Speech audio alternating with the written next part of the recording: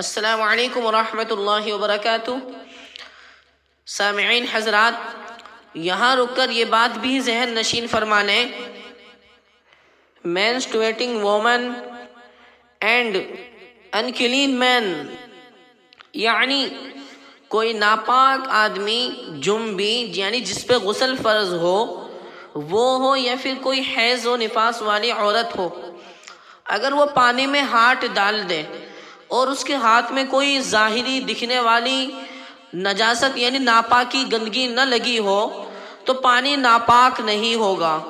بہت سی مرتبہ ہمارے ذہنوں میں یہ خیال پیدا ہوتا ہے کہ ہمارے اوپر تو غسل فرض تھا، ہمیں تو نہانا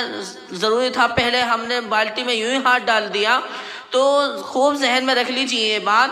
اگر آپ کے ہاتھ پر کوئی ظاہری دکھنے والی ناپاکی نجاست نہیں تھی تو آپ کے ہاتھ ڈالنے سے وہ پانی ناپاک نہیں ہوگا۔